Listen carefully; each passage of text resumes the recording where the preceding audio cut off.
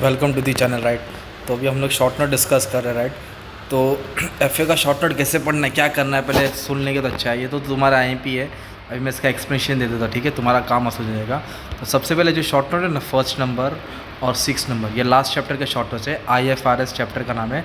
तो corporate social responsibility, इसको CSR बोलते हैं। क्या बोलते हैं इसको? CSR। तो कॉर्पोरेट सोशल रिस्पॉन्सिबिलिटी का मतलब क्या होता है? ऐसे कंपनी जब कंपनी प्रॉफिट अर्न करती है, जो प्रॉफिट का कुछ अमाउंट, कुछ परसेंटेज वो उसको डोनेशन करना पड़ता है। तो किसके ऊपर खर्चा करना पड़ता है? तो कंपनी क्या करता है? अपने एम्प्लॉयज़ का ख्याल करती है राइट। एम्प्लॉयज़ के साथ कस्टमर का ख्याल करती है, डीलर लोग का ख्याल करती है, शेयर होल्डर का ख्याल करती है, गवर्नमेंट का ख्याल करती है, सोसाइटी का ख्याल करती है। तो इनके ऊपर थोड़ा अमाउंट क्या करती है कंपनी? स्पेंड करती है ना। जैसे टाटा कंपनी कितना सारा डोनेशन करता है कैंसर पेशेंट के लिए, हॉस्पिटल बनाने के लिए, टाटा हॉस्पिटल। तो इसको बोलते हैं कॉर्पोरेट सोशल रिस्पॉन्सिबिलिटी। तो कंपनी को कितना, जो कंपनी 1000 करोड़ कमाती है ना, जिसका टर्नओवर 1000 करोड़ है, उसको कुछ 5% या 10% अपना प्रॉफिट का हिस्सा शेयर करना पड़ता है CSR में। तो एक टॉपिक ये पढ़ना है कि तुमको कॉर्पोरेट सोशल रिस्पॉन्सिबिलिटी 12th में भी पढ़े राइट। और एक नेक्स्ट टॉपिक है इंटरनल एंड एक्सटर्नल रिकंस्ट्रक्शन। तो रिकंस्ट्रक्शन का मतलब क्या होता है? जो कैपिटल एडिशन का सम सॉल्व किए, तो इसका मतलब क्या होता है रिकंस्ट्रक्शन में? कि जो कंपनी थी ना, कंपनी की लायबिलिटीज़ बढ़ती जा रही है और कंपनी का एसेट्स क्या होते जा रहा है? कम होती जा रही है और कंपनी ऊपर से लॉस में है। तो कंपनी अपने को रिस्ट्रक्चर कर रही है। क्या कर रही है कंपनी? अपने को रिस्ट्रक्चर कर रही है। मतलब जो कंपनी बीमार है ना, उसको ठीक करना है। जैसे कोई बीमार होता है तो उसको दवाई देना पड़ता है। तो कंपनी बीमार हुई तो कंपनी क्या करती है? अपनी लायबिलिटीज़, जो कम लायबिलिटीज़ बढ़ गई ना, उसको कम करने की कोशिश करती है, एसेट्स को बढ़ाने की कोशिश करती है। तो इस तरह अलग अलग स्कीम से कंपनी क्या करता है? जो शेयर 100 का होता है, जैसे फॉर एग्जांपल प्रेफरेंस शेयर 100 का है, तो कंपनी उसको 60 रुपये कर देती है। तो 40 रुपये क्या हो जाता है कंपनी का? एक तरफ से फ़ायदा होता है। जिसको 100 रुपये देने का कंपनी 60 रुपये टिकाती है, तो मांडली हो जाता है, 40 रुपये सेटलमेंट हो जाता है। तो ये इंटरनल रिकंस्ट्रक्शन स्कीम होता है। एक्सटर्नल मतलब कोई बाहर की कंपनी।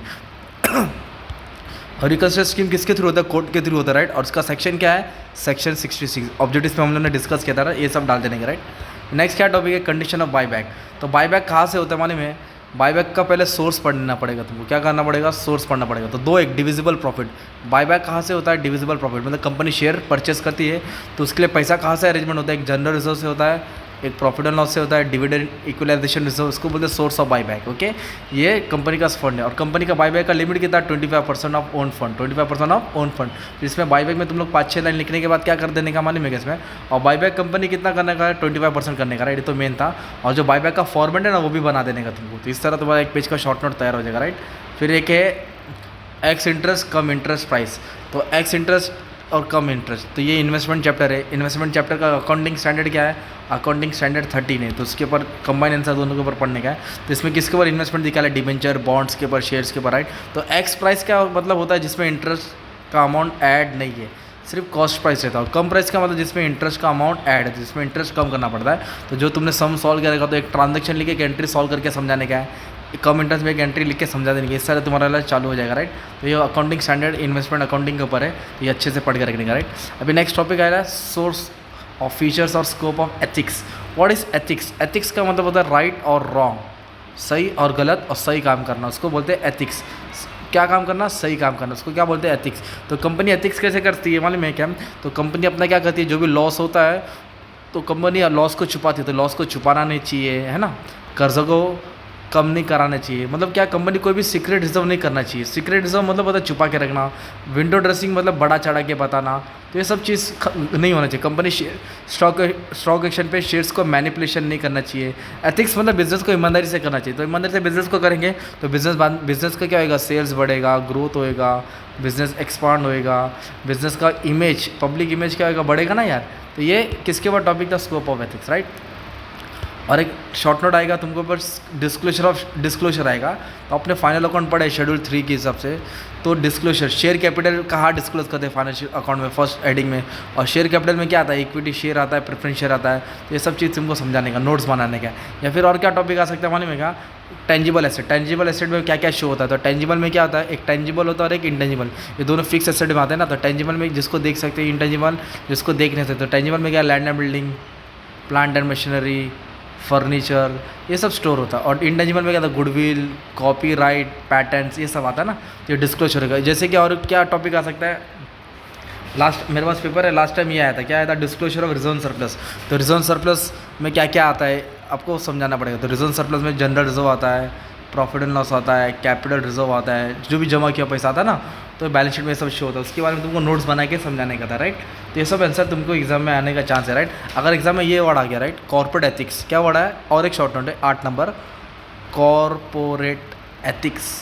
कॉर्पोरेट मतलब बड़ी बड़ी कंपनी, तो एथिक्स मतलब सही कर और गलत। तो जो CSR और कॉर्पोरेट स्कोप ऑफ एथिक्स ये उठा के डाल देने का, मतलब कंपनी अपना बिजनेस एथिकली कंडक्ट करता है, कोई फ्रॉड फूड एक्टिविटी नहीं करता है, मिस रिप्रेजेंटेशन नहीं करता है, जबरदस्ती वाला काम नहीं करता है, शेयर पे मैनिपुलेशन नहीं करता है, अनएथिकल प्रैक्टिस नहीं करता है, सब काम ईमानदारी से करता है, रूल्स एंड रेगुलेशन फॉलो करता है।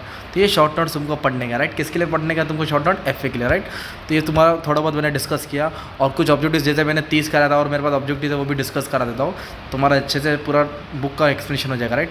तो what is debenture, debenture carries fix rate of interest, debenture में इंटरेस्ट फिक्स होता है और इक्विटी शेयर पे फ्लक्चुएटिंग होता है। डिविडेंड क्या मतलब ऊपर नीचे मिलता है। लॉन्ग टर्म इन्वेस्टमेंट कॉस्ट पे होता है हमेशा, किस पे रिकॉर्ड करने का, कॉस्ट पे। और सिंकिंग फंड क्यों बनाते हैं, रिडम्पशन और डिबेंचर, डिबेंचर को रिटर्न करने के लिए सिंकिंग फंड अकाउंट ओपन करना पड़ता है।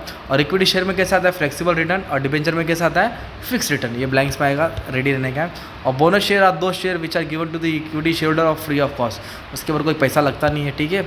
और internal reconstruction, there is no formation of new company, right, true है। तो इंटरनल रिकन्स्ट्रक्शन में कोई नई कंपनी फॉर्म होती नहीं है, जो जूनी कंपनी वही रहती है। और प्रपोज डिविडेंड, आउटस्टैंडिंग एक्सपेंस, ये सब कहाँ आता है, करंट लायबिलिटीज़ में आता है। और टैक्स कहाँ आता है, शॉर्ट टर्म प्रोविजन में आता है। अभी ये मेन ब्लैंक्स में आएगा। ब्रोकरेज ऑन परचेज, जब ब्रोकरेज होता है ना परचेज पे तो ऐड करना पड़ता है, और जब सेल पे ब्रोकरेज होता है तो क्या करना पड़ता है, माइनस करना पड़ता है। याद रखने का तुमको, वो सब ट्रैक होता है, राइट। और जो भी कॉल इन एडवांस है, कॉल इन एडवांस क्या आता है, किधर आता है, करंट लायबिलिटीज़ होता है, फॉल्स। वो करंट लायबिलिटीज़ नहीं आता, वो शेयर कैपिटल में इक्विटी शेयर से माइनस होता है। किससे माइनस होता है, इक्विटी शेयर से।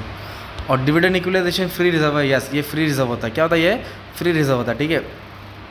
फ्री रिजर्व मतलब जिसमें जनरल रिजर्व आता है, प्रॉफिट लॉस आता है, जहाँ से तुम बायबैक शेयर कर सकते हो। फिर दिया है रिडक्शन इन शेयर कैपिटल, जब तो शेयर कैपिटल कम होएगा तो कैपिटल रिडक्शन के क्रेडिट में आएगा, और एसेट्स कम होएगा तो डेबिट में आएगा, यस। और IFRS का फुल फॉर्म क्या है, इंटरनेशनल फाइनेंशियल रिपोर्टिंग सिस्टम, जिसमें वर्ल्ड वाइड हमारा पूरा सिस्टम फॉलो होता है, राइट। अभी ये भी ऑब्जेक्टिव्स में तुमको आएगा, जैसे लास्ट चैप्टर में दिया, एथिक्स एजुकेशन स्टेज 1 का है, एथिक्स नॉलेज स्टेज 2 से बिलोंग करता है, सेंसिटिव भी बोलते हैं इसको। एथिक जजमेंट स्टेज 3 में आता है, और स्टेज 4 में क्या आता है, एथिक बिहेवियर। ये सब तुमको याद करना पड़ेगा। और भी ऑब्जेक्टिव्स मैंने पहले डिस्कस कर चुका था, और FA का मैंने बहुत सारे वीडियोस सम्स मैंने अपलोड कर दिए, प्लेलिस्ट में आप चेक कर सकते हैं। तो मैं अपने तरफ से बहुत मेहनत कर रहा हूँ, ट्राई कर रहा हूँ, ताकि किसी को भी बच्चे को 80 ना लगे भाई। 40 मार्क तो आराम से आ जाएगा यार, 20 मार्क का ऑब्जेक्टिव है, 20 मार्क का शॉर्ट नोट्स है, और एक सम भी अच्छे से अटैम्प्ट कर लेगा, पास हो जाएगा। क्यों वापस है फिर 6 महीने का तो KT देने का, राइट। तो तुम्हारे लिए जो भी हो गया मैंने मेहनत कर दिया, हो सके तो तुमसे जो भी हो जाए गुरु दक्षिणा तुम्हारे सर को अरेंज कर देना। कैसा है, मैं तुम्हारे लिए हेल्प करता हूँ, तुम भी अपने तरफ से खुशी से कुछ ना कुछ तो करना चाहिए, राइट। क्योंकि अपना ट्यूशन भी अभी बंद रहेगा, तब 1-2 महीने का रेंट भी निकालना है, राइट। तो मैं कर रहा हूँ अपनी तरफ से मैंने, ठीक है। चलो, all the best for exam, thank you, दुआ में याद रखना।